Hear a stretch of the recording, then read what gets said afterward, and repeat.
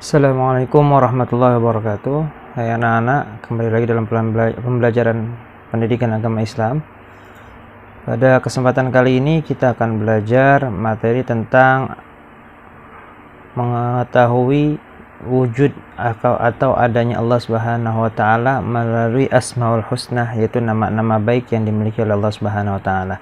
Oke, langsung saja kita bahas tujuan pembelajaran yang akan kita capai dalam kesempatan kali ini adalah: pertama, setelah kalian mempelajari ini, kalian mampu menjelaskan bahwa Allah itu ada dan menjelaskan bukti bahwa Allah itu ada. Kemudian juga kalian mampu menyebutkan dan menjelaskan Asmaul Husna beserta artinya. Kemudian kalian mampu menunjukkan bukti keberadaan Allah melalui beberapa faktor dan hal yang nanti akan kita pelajari. Kemudian juga kalian akan mampu menunjukkan bukti dari Asmaul Husna, Al-Basir, Al-Adil, dan Al-Azim. Oke, kita langsung ke pembahasan.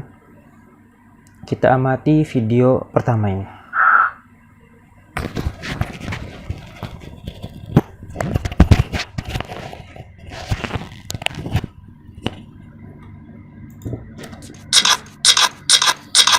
Assalamualaikum warahmatullahi wabarakatuh. Halo teman-teman pecinta satwa. Kenapa penglihatan mata elang sangat tajam? Kira-kira seperti itu pertanyaan yang dilontarkan oleh teman kita, The Billy One. Terima kasih atas pertanyaannya, dan admin akan menjawabnya dalam video kali ini. Tapi sebelum lanjut, jangan lupa bantu subscribe channel Tanya Jawab Dunia Binatang Liar. Elang adalah burung dengan pandangan mata terbaik di siang hari. Karena di malam hari, pandangan burung hantu lebih baik daripada elang. Elang bisa melihat dari jarak yang sangat jauh di atas udara. Dengan kemampuannya itu, mangsa kecil di daratan juga tak luput dari pengawasannya. Mata elang berbeda dengan mata hewan lain. Mereka dikaruniai mata yang sangat hebat, membuatnya bisa mendapatkan pandangan yang lebih baik daripada hewan lain. Bahkan, kabarnya elang bisa melihat jejak dari sisa langkah mangsanya di daratan. Mata elang terdiri dari retina dengan sel kerucut dan fovea yang kompleks. Mata elang bisa menerima berbagai jenis cahaya dan mengubahnya menjadi pandangan yang bermanfaat untuknya. Dengan matanya itu, elang bahkan bisa melihat sinar ultraviolet. Apa yang dilihat elang cukup berbeda dengan apa yang dilihat oleh hewan lainnya. Mereka memandang dunia dengan penglihatan yang lebih kompleks. Oke, itu sedikit video tentang menjelaskan keistimewaan daripada burung elang. Ya, coba kita perhatikan di sini. Elang memiliki mata yang tajam, yang sebagaimana tadi sudah dijelaskan dalam video tersebut, sehingga ketika terbang pada ketinggian yang sangat tinggi 4.300 meter, ini sudah melebihi tingginya Gunung Semeru, ya, yang ada di Malang. Elang ketika berada di posisi tersebut, dia dapat memantau 30.000 hektar kawasan yang ada di sekelilingnya. Itu kehebatan elang. Dan juga dapat melihat gerakan atau perbedaan jenis dengan jelas dari hewan yang ada di sekitar pantauan elang tersebut. Kira-kira elang itu buatan siapa?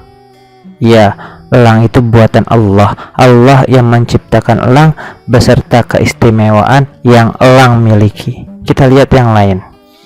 Kerang laut. Kalian tahu kerang laut? Ya, tentu kalian tahu. Kerang laut termasuk binatang yang menjadi tiruan manusia dalam membuat keramik. Jadi ketika kalian melihat keramik yang ada di sekitar rumah kalian, atau mungkin ketika kalian jalan-jalan melihat ada keramik, maka keramik tersebut awalnya adalah tiruan daripada kerang laut. Kerang laut memiliki keistimewaan cangkang yang sangat kuat. Ketika kalian ingin coba makan, itu harus coba dibuka terlebih dahulu. Nggak bisa sama cangkangnya kalian makan. Jangan coba-coba dimakan cangkangnya, nanti keselak udara, sakit ya. Kemudian juga kalau kalian menyelam ke lautan, kalian akan melihat indahnya warna kerang laut. Akan terlihat begitu indah dan berwarna-warni bila mana kalian mencoba untuk menyelam ke dalam lautan. Dan juga jika badan kerang laut, bukan elangnya, badan kerang laut itu rusak, maka kerang itu bisa memperbaiki badannya tersebut dengan sendirinya. Nah, kerang laut siapa yang nyiptain? Iya, Kerang laut bukan manusia yang menciptakan, tapi Allah yang menciptakan dengan berbagai macam kelebihan dan keistimewaan yang dimilikinya. Kita lihat yang lain. Sekarang kita lihat tubuh kita. Coba kalian pegang hidung kalian. Sudah? Sekarang coba kalian pegang telinga kalian. Sekarang coba pegang mata kalian. Dan sekarang Bapak minta coba tutup mata kalian. Ketika kalian menutup mata kalian, apakah kalian bisa melihat? Sekarang coba kalian tekan hidung kalian dan tutup mulut kalian. Apa yang kalian rasakan? Apakah kalian bisa bernafas? Tidak. Sekarang coba telinga kalian tutup keduanya dengan rapat. Ketika kalian tutup, apakah kalian bisa mendengar suara Bapak? Tentu tidak. Sekarang di sini ada yang pernah tidak kena salah bantal, yang ketika bangun tiba-tiba lehernya sakit. Nah, ini merupakan semua tubuh manusia yang luar biasa yang Allah berikan. Tubuh manusia memiliki rancangan yang sangat rumit, tapi seimbang dan sempurna. Ada kepala, badan, tangan, dan kaki. Kepala posisinya di atas, nggak di bawah kan? Ada yang kepalanya di bawah? Nggak ada. Tangan adanya bersamaan dengan badan, nggak ada tangan yang di bawah kaki. Kaki nggak ada yang di atas, semua kaki yang namanya kaki di bawah. Semua diciptakan dengan seimbang dan sempurna oleh Allah Subhanahu wa taala. Itu dari nampak badan. Belum dari dalam tubuh. Ada otak yang digunakan untuk berpikir, jantung yang bermanfaat untuk menghidupi diri kita, paru-paru yang digunakan untuk bernafas, liver, empedu, ginjal, usus, dan lainnya, yang semuanya itu diciptakan dengan sempurna. Bayangkan jika jantung kalian rusak, apa yang terjadi? Ya, kalian akan sakit. Otak kalian bermasalah, ya, seluruh badan kalian tidak bisa bergerak. Ingat, ada penyakit namanya stroke yang menyerang ke pusat saraf, yaitu otak. Ketika otak yang terkena, maka dampaknya akan terkena ke seluruh badan. Jadi Allah menciptakan semuanya itu sungguh luar biasa. Jadi siapa yang menciptakan manusia? Allah Subhanahu wa taala. Sekarang juga kita perhatikan alam semesta. Lihat kanan dan kiri kalian ketika ada di depan rumah. Kita bisa melihat adanya, kita bisa berada di bumi, kita bisa memperhatikan matahari. Kalau di malam hari kita bisa melihat bulan, kita bisa menikmati adanya air, bernafas dengan udara, adanya tanah, atmosfer yang melindungi bumi. Kita lihat manusia silih berganti berjalan, hewan, kucing yang mungkin sering ada di rumah, cicak dan lain sebagainya, semut, tumbuhan yang ada di sekitar rumah. Semua itu adalah ciptaan Allah yang diciptakan dengan seimbang, sempurna, dan saling melengkapi. Matahari itu dibutuhkan manusia, dibutuhkan hewan, dan dibutuhkan tumbuhan, maka Allah ciptakan matahari. Bulan begitu juga, Allah ciptakan air karena air juga kebutuhan daripada manusia. Allah ciptakan udara karena Allah tahu manusia juga butuh udara, hewan juga butuh udara. Seperti itu. Ini adalah menjadi bukti adanya alam semesta, elang, kerang laut, manusia, menjadi bukti bahwa Allah itu ada. Allah itu maujud. Maujud artinya ada.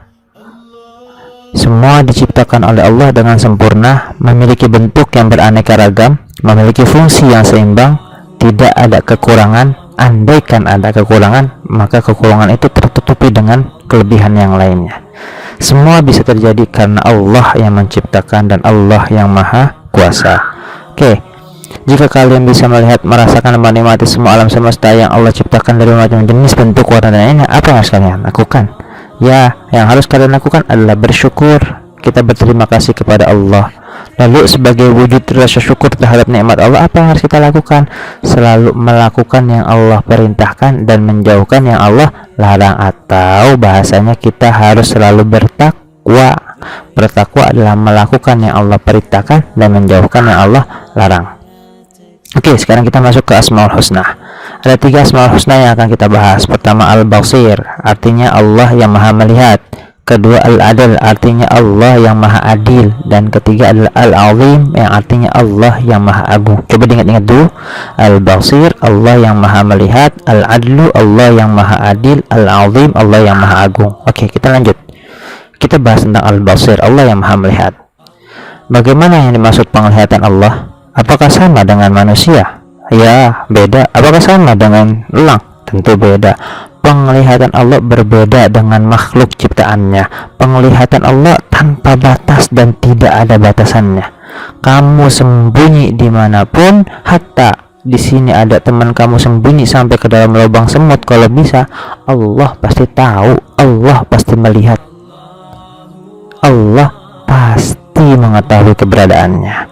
Allah menyebut namanya Al-Basir, itu tertulis dalam beberapa ayat. Yang pertama surah An-Nisa ayat 58 yang bunyinya innallaha sami'an basira, yang artinya sesungguhnya Allah maha mendengar, sami'an basira lagi maha melihat. Dan surah Asy-Syu'ara ayat 11 laisa kamitslihi syai'un wa huwas sami'ul basir, tidak ada sesuatu pun yang serupa dengan dia dan Allah yang maha mendengar lagi maha melihat. Ingat Al-Basir artinya apa? Ya, Allah yang maha melihat. Kita amati video berikut ini.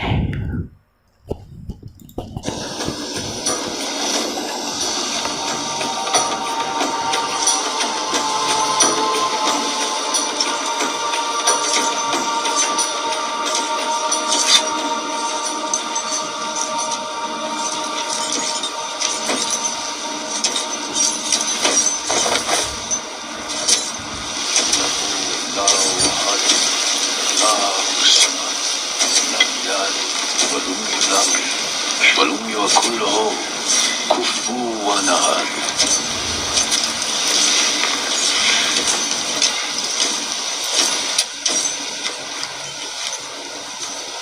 Look, we're on a bit of a deadline, mate. Can we just leave this till later?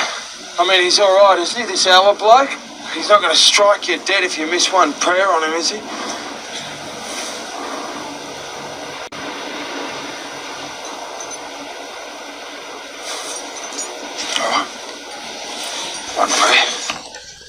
Oke, kalau kita lihat dari video tersebut, ada seorang muslim yang ketika dalam keadaan sulit dia tidak mau meninggalkan sholat. Kita lihat tadi dia sholat, ada yang bertanya nih, Pak, aku sholatnya duduk? Iya, dia dalam keadaan darurat. Kalau dia sholatnya berdiri khawatir karena dia berada di posisi gunung salju. Gunung salju itu ada kalanya bisa longsor dan itu bisa membahayakan dirinya. Maka salah satu caranya yaitu sholat dengan duduk, itu untuk menjaga keselamatan dirinya, ya. Jadi orang tersebut walaupun dia berada di tempat yang mungkin sulit untuk beribadah, dia tetap sholat. Dan temannya meremehkan, tapi dia tetap sholat. Kenapa? Karena dia tahu Allah melihat, Allah memperhatikannya, Allah mengetahuinya, karena Allah maha melihat, ya. Jadi siapa di sini yang masih mau malas-malasan sholatnya, mau ngebohongin ketika disuruh sholat, bilangnya iya padahal belum? Ingat, Allah maha melihat loh, Allah memperhatikan kalian loh, Allah lagi ngeliatin kalian. Jadi jangan sesekali kita berbohong. Kenapa? Karena Allah maha melihat. Oke. Apa hikmah, apa pelajaran, apa manfaat yang dapat kita ambil setelah kita mempercayai bahwa Allah maha melihat? Apa sih hikmahnya? Kalau kita lihat dari video tersebut, pertama, akan menumbuhkan pada diri sendiri bahwa Allah sangat dekat dengan kita. Makanya kalau lihat tadi orang tadi dalam keadaan apapun dia berusaha tidak meninggalkan sholat. Kenapa? Karena dia tahu Allah itu dekat. Kemudian membuat kita ingin selalu berbuat kebaikan karena merasa terus diawasi. Kita di orang tadi meskipun diremehkan, udah tetap harus sholat. Kenapa? Karena sholat merupakan satu kewajiban dan juga termasuk kebajikan, dan Allah ngawasin dia. Kemudian selalu dapat mawas dan hati-hati dan mempertimbangkan segala gerak-gerik yang kita lakukan. Ya, kalau kita lihat tadi, dia tetap berusaha beribadah apapun keadaan dan kondisinya. Kenapa? Karena kehati-hatian. Karena Allah selalu melihat dan memperhatikan kita. Ingat, ketika kalian iseng berbohong, melakukan perbuatan yang menurut kalian orang lain tidak tahu, sesungguhnya Allah melihat dan mengawasi kalian. Kemudian menjauhkan diri dari perbuatan kejahatan karena Allah pasti melihat perbuatan kita, ya. Jadi kalau ditanya apa sih hikmah dari mempercayai bahwa Allah itu maha melihat? Pertama, menumbuhkan pada diri Allah itu dekat, senantiasa selalu melakukan kebaikan, selalu mawas diri dan hati-hati. Kemudian menjauhkan diri daripada perbuatan jahat.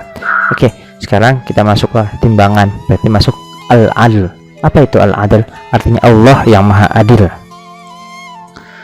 Apakah yang dimaksud dengan adil? Oke, kita lihat ya.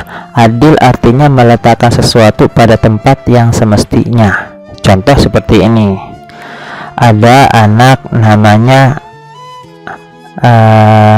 siapa ya, kita kasih contoh.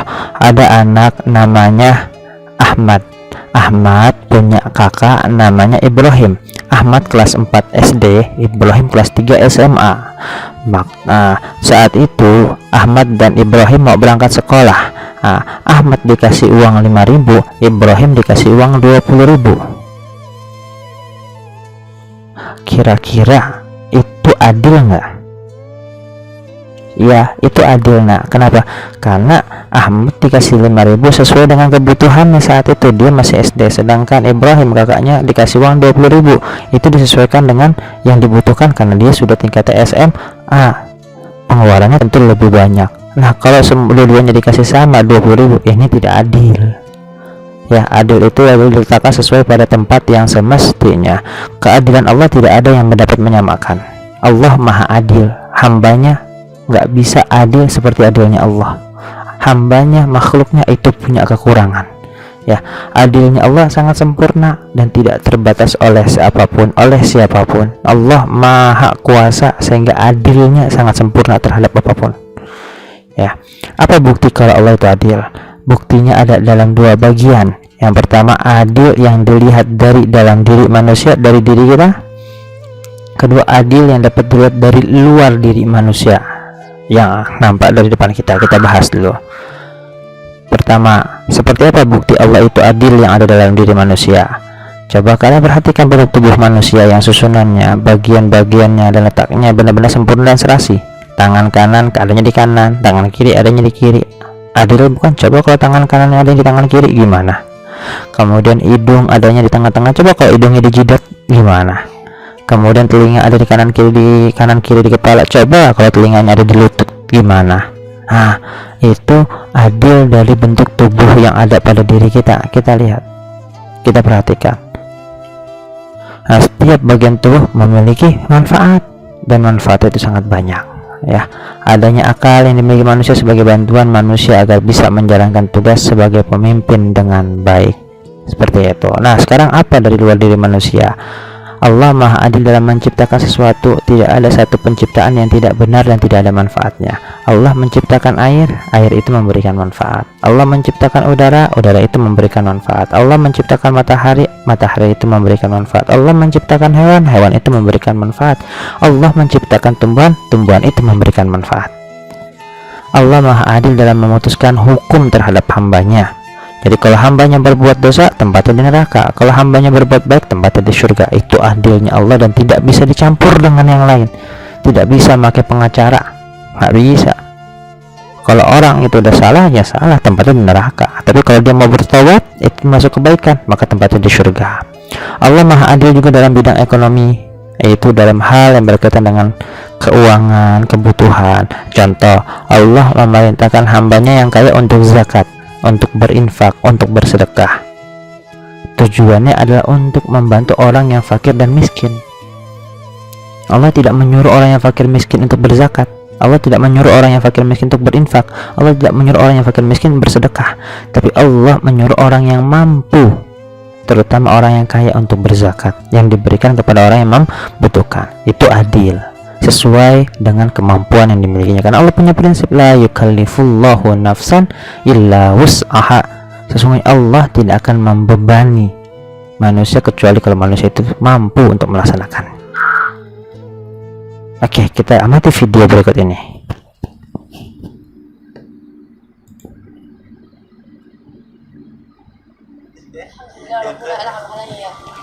هو شهد مني البصر سبحان الله والحمد لله وعلى هذه النعمة. أنا في صلاتي لا أدعو أن الله يرجع لي البصر. لا تريد أن يرجع الله؟ لماذا؟ لعل يكون لي حجة عند الله يوم القيامة فيخفف عني بعضا من العذاب وأقف بين يديه خائفا متوجلا يسألني ماذا فعلت في القرآن، فعسى أن يخفف عنه فالله يدخل من يشاء في رحمته ولكنه أنعم علي بالقرآن، وأنا الحمد لله إذا أردت أن أذهب إلى أي مكان أذهب وحدي فقط، وليس معي أحد، ولكن أبي يخاف علي.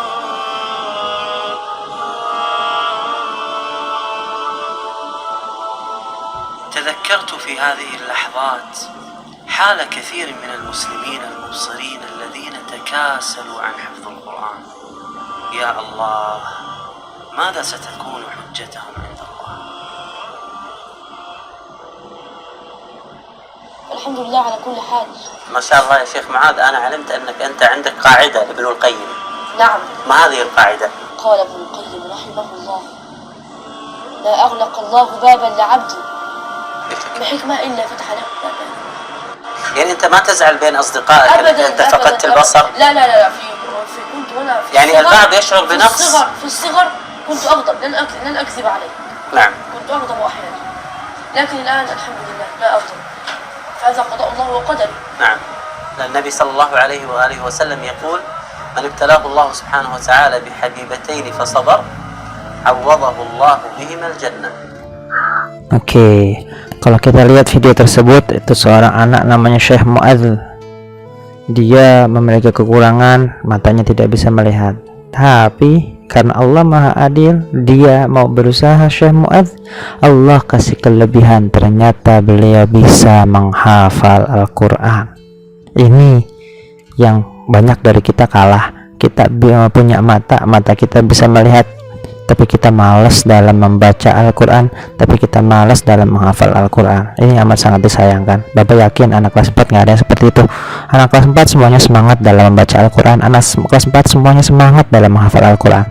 Yuk kita menghafal sebagai bekal kita untuk membahagiakan kedua orang tua kita. Oke, kita lanjut. Apa sih Pak hikmahnya dari kita mempercayai bahwa Allah itu Maha Adil? Pelajaran yang bisa kita petik Pak dari Allah Maha Adil apa? Pertama, menumbuhkan rasa syukur kepada Allah atas nikmat dan karunia-Nya. Kenapa? Karena Allah memberikan sesuai dengan apa yang kita butuhkan, nak. Apa yang kita inginkan Allah lebih tahu, maka Allah memberikan dengan adil sesuai dengan apa yang kita butuhkan menurut Allah. Itu keadilan Allah. Kemudian juga melatih manusia agar berbuat adil kepada dirinya. Ketika Allah dia tahu Allah itu Maha Adil, maka manusia juga harus adil kepada dirinya, tidak menzalimi dirinya. Seperti saat ini, ya adil ya. Ketika kamu keluar menggunakan masker, itu kamu adil. Kenapa? Karena kamu menjaga diri kamu agar tidak terpapar penyakit. Tapi ketika kamu keluar tidak menggunakan masker, tidak memperhatikan protokol kesehatan, kamu itu tidak adil pada diri kamu sendiri. Seperti itu. Karena Allah itu Maha Adil, maka Allah tidak memandang kepada bentuk dan rupa tubuh hambanya. Allah tidak melihat dari gantengnya rupa kamu, dari cantiknya diri kamu, tapi Allah memandangnya pada ketakwaan kamu. Takwa yaitu menjalankan perintah Allah dan menjauhi segala larangan Allah. Yuk tingkatkan ketakwaan kita dengan selalu semangat dalam beribadah dan berusaha untuk menjauhi segala larangan Allah. Oke, yang terakhir yaitu Al-Azim. Al-Azim artinya yang Maha Agung. Apa keagungan Allah sempurna? Ya, Allah keagungan itu sangat sempurna. Kenapa? Karena Allah lah yang Maha memiliki keagungan. Allah yang Maha memiliki kemuliaan. Dan kemuliaan yang dimiliki manusia itu adalah kemuliaan yang diberikan oleh Allah. Seorang presiden bisa mulia karena Allah jadikan dia presiden. Seorang yang kaya raya, uangnya melimpah, misalkan Kinara punya uang miliaran rupiah, dia akhirnya dimuliakan orang. Ingat Allah yang memuliakan Kinara. Jadi semua orang yang memiliki kemuliaan itu semua diberikan oleh Allah Subhanahu wa Ta'ala. Jadi jangan terlalu bangga ketika kita dimuliakan orang. Kenapa? Karena semua Allah yang memberikan. Karena Allah Maha Agung, maka Allah tidak membutuhkan bantuan dan pertolongan dari siapapun, hatta dari makhluknya. Allah nggak butuh. Allah itu Maha Agung, Maha segalanya. Allah itu sempurna. Berbeda dengan manusia, meskipun manusia itu mulia, tapi tetap manusia membutuhkan bantuan dan pertolongan dari orang lain. Coba kita lihat seorang presiden, dia bisa memimpin karena dibantu oleh menterinya, karena dibantu oleh bawahannya. Coba kalau dia sendirian baik, dia sendirian mimpin, apakah bisa? Ya nggak bisa, susah dan sulit. Oke, coba kita lihat video tersebut, video ini. سبحان الله بشكل يعني مرعب. ومفاجئ أن العلماء لا يعرفون تفسيرا لهذه الظاهرة.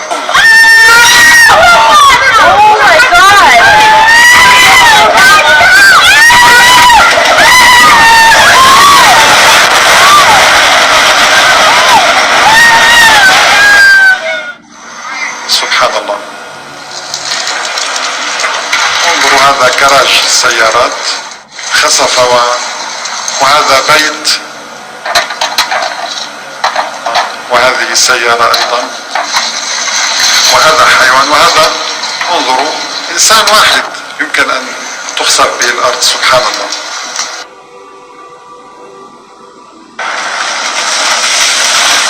لذلك قال النبي عليه الصلاة والسلام سيكون في آخر الزمان خسف وقذف ومسخ. سبحان الله.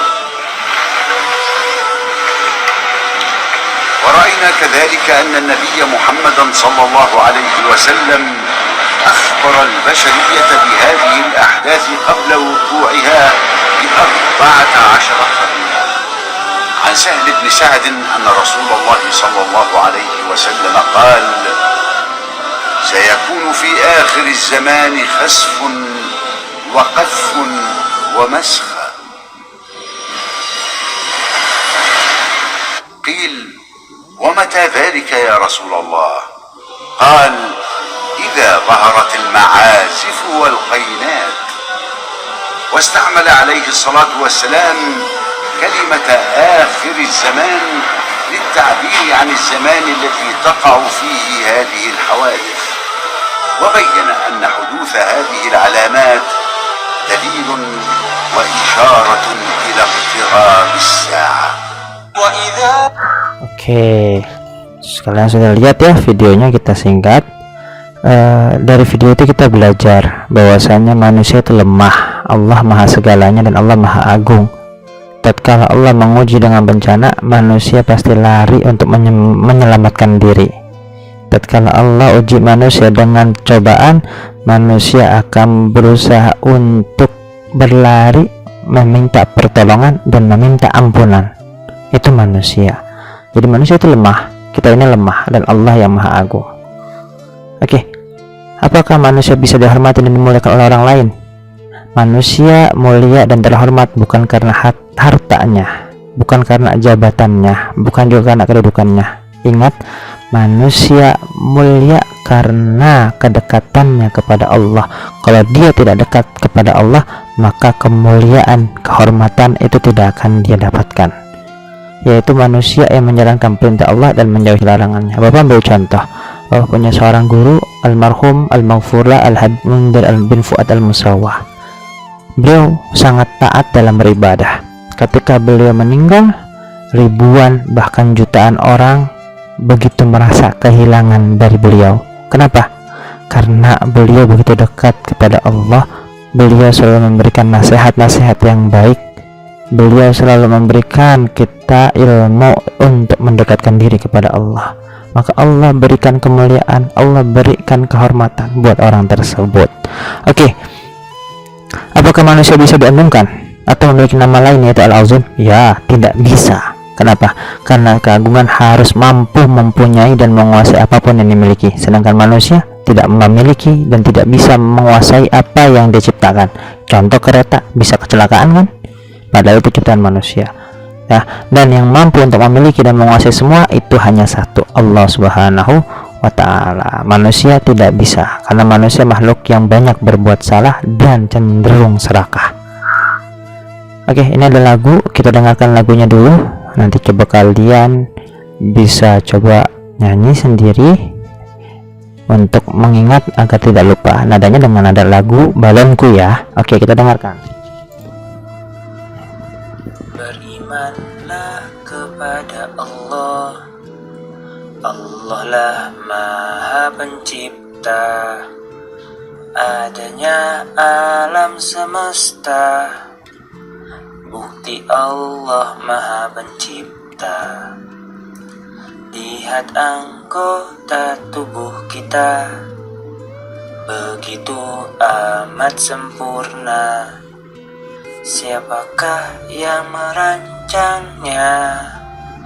Allah yang Maha Kuasa, Al-Basir Maha melihat, penglihatannya tak terbatas, makhluknya akan diawasi dan harus mawas diri. Al-Adlu Maha adil, adilnya sangat sempurna.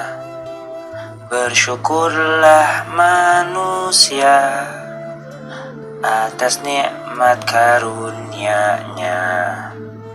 Al-Azim Maha Agung, yang menguasai semua yang ada di alam semesta, karena Allah yang berkuasa.